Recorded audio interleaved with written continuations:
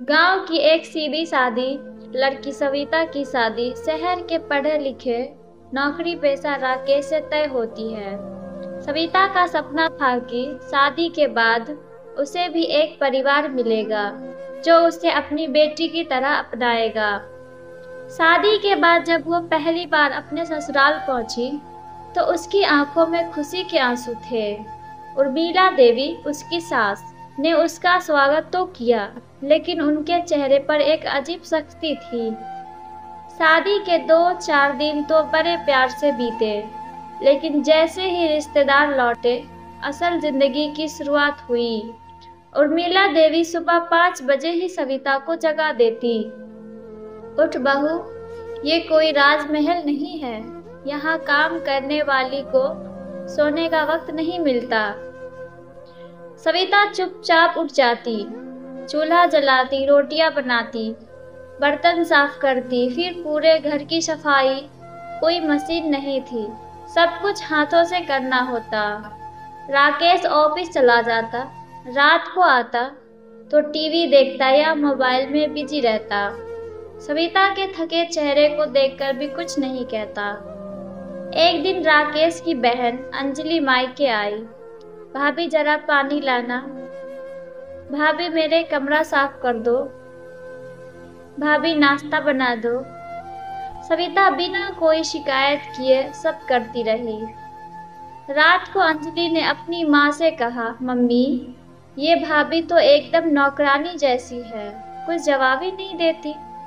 उर्मिला देवी हंस पड़ी। बिल्कुल, मैं तो कहती हूँ हम इसे घर की बहू नहीं काम वाली रख लेते तो भी इतना काम ना कराती। सविता ने ये बात सुन ली, दिल टूटा, मगर फिर भी कुछ नहीं कहा।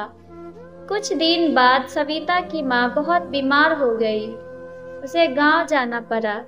उर्मिला देवी ने सोचा, अरे 2 दिन की बात है, हम कर लेंगे सब।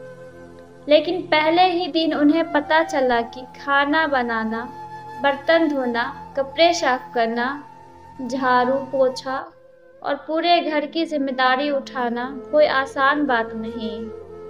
3 दिन बीते और उर्मिला देवी थक कर चूर हो गई। राकेश भी परेशान हो गया।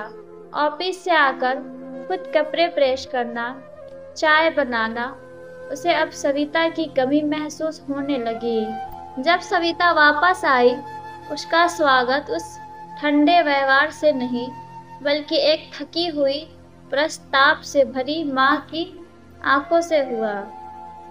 उर्मिला देवी की आंखों में आंसू थे। बहू, मुझे माफ कर दे, तू नौकरानी नहीं, इस घर की लक्ष्मी है। मैं तुझे पहचान ही नहीं पाई। राकेश भी पहली बार सविता का हाथ पकड़कर बोला, मैंने कभी महसूस ही नहीं किया कि तू कितना कुछ सह रही थी, मुझे माफ कर दो। सविता की आंखों में भी आंसू थे, लेकिन इस बार दुख के नहीं, सम्मान और अपमान के थे। अब सविता को वो इज्जत और प्यार मिलने लगा जिसकी वो हकदार थी। सास अब उसे बहू नहीं, बेटी कहने लगी। राकेश अब उससे नजरें नहीं चुराता, बल्कि उसका साथ निभाने लगा। बहू कोई नौकरानी नहीं होती, वो उस घर की जान होती है। उसके बिना एक घर सिर्फ 4 दीवारें रह जाता है। इस वीडियो को लाइक ज़रूर कीजिएगा। आपका एक लाइक हमें अगली कहानी लिखने की हिम्मत देती है। नीचे कमेंट में लिखिएगा ऐसे और कहानियाँ चाहिए। और अगर आप चाहते हैं कि हर दिन ऐसे ही दिल को छू लेने वाली कहानियाँ सुनते रहें, तो हमारे चैनल को सब्सक्राइब करके बेल आइकन को ज़रूर दबाएं।